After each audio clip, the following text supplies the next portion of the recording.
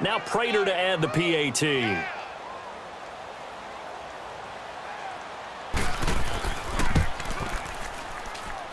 Prater for the extra point, and the decision to just kick the extra point winds up successful. Here's Prater now set to kick it away. That's fielded in the end zone. And no run back here. This will be a touchback, and it comes out to the 25-yard line. And now trotting back out with the rest of his offensive mates, the big tight end. And partner, the defense, they were keyed in on him early, but his talent shining through as of late. I like what you said about keyed in because it all started in their first meeting of game planning for this game, where they went over things with their team and said, all right, this is the guy we have to take out of the game. Make sure you get enough coverage on him, all the different defenses. Sometimes you run everything you've got in the first half, and they adjust in the second half and start to play better. And they're able to get this one across the 35. They pick up 12 on the play there, and they move the chains. One thing I can say pretty safely, that route is not called if you don't have a guy who can throw the ball and put some mustard on it. Because if you're going to lollipop it in the middle of the field, bad things usually happen. It takes a strong-arm guy who can rifle it in there, and they were able to successfully complete that one.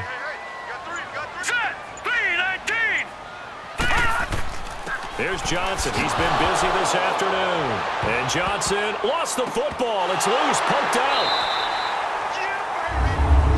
Wow, that ball gets knocked free, but a teammate comes along and scoops it up. It's almost like baseball. Guys at bat, people are on base in scoring position. One guy doesn't get him home. The next guy comes through and picks him up. And avoids the turnover.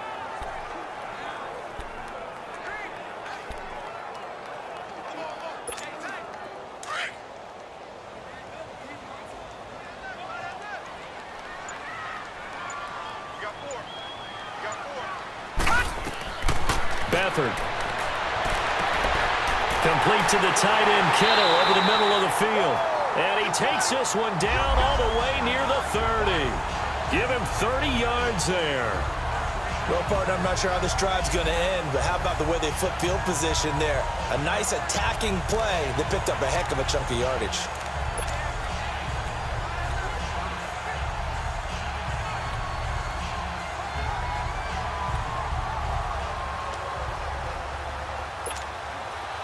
So the ball moves into Lion territory now. Here's 1st and 10 at the 32-yard line. All right, here we go. They'll run it now out of the gun. They'll get it to the 23-yard line. A good run there on 1st down, and it'll leave them with a 2nd and 2. That play wasn't quite as big as the play that preceded it, but still, gotta like the way they're moving the football, partner. Absolutely. Pretty good room to run on that last play. Yeah, they didn't get a 1st down, but still, you'll take runs like that each and every time, won't you?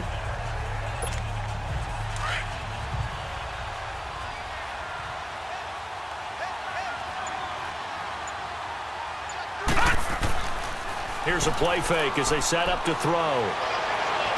And this one taken in on the right sideline, but not in the field of play. They say it's incomplete. The throw led him a little too far. It brings up 3rd down. I know for us it's fun, and it's not so much fun for the rookie receivers when we see them coming into the league and we're going to training camps. You see them working on getting 2 feet down instead of 1. But the best ones train in college trying to get 2 down instead of 1, so the transition's a little bit less. In this case, though, wasn't able to complete it anyway. Back to throw Beathard. And able to haul it in is Kittle. Good defense holds him to only a yard, and it'll be 4th down. Well, it wasn't a big strike, but that completion put them in really great range. What do we have now, 4th and inches? Yeah, it's not more than a half a foot. You know what I would do here? You would always go for it. I'm one of those guys. It's a quarterback sneak. And he'll be touched out here, but not before he does pick up the 1st. They only got a couple, but a couple's all that they needed as they convert on 4th. For those vertically challenged quarterbacks, here's a time where they will tell you it's an advantage to be a little bit on the smaller side. Able to duck in behind their offensive line and stick the ball across the imaginary yellow line for a 1st down.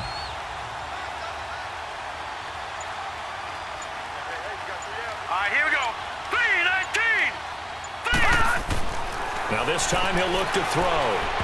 And his throw is incomplete. He was trying to get it to George Kittle, his tight end. And it's second down. I'm going to need some help with this one. How did he miss it? Wide open in the end zone. He's not hurried. He's not hit. And somehow, incomplete? Yeah. What happened? During film study, that's one where he's just going to shake his head, not be able to believe it. 6 points go by the wayside on that one. On the ground, this is Johnson. And he's going to fight his way forward here for a modest gain. It's Sylvester Williams there to bring him down. Well, that call makes sense because they've been throwing it well on this drive, and once again, they show passing formation, showing the shotgun. Then they ran out of it. That's a nice play by them defensively, though, to hold it to a short gain.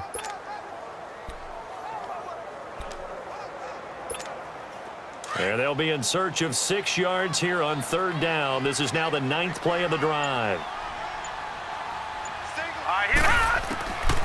To throw is Beathard. Into heavy traffic, and it's intercepted. Darius Slay with a pick. And the return will stop them well inside their own 20 at the 15-yard line. Well, I don't think we'll have to look very hard to find our play of the game. That was an absolutely monstrous big play right there. Backs to the wall. The offense has it in the red zone, driving for the winning score. And he says, not on my watch. And that is one happy bunch on the sidelines. Stafford and the Lions now have it 1st and 10 at their own 15. After the interception, here's Stafford. Throwing the out route incomplete. It's Tate, and he'll be out of bounds right around the 20. 5 yards on the catch there, brings up second down.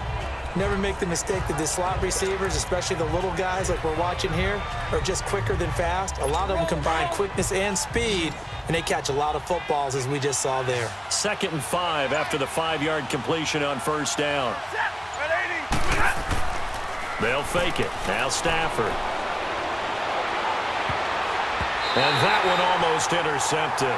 Far too loose with the football here. Nearly a 4th pick. And it's third down.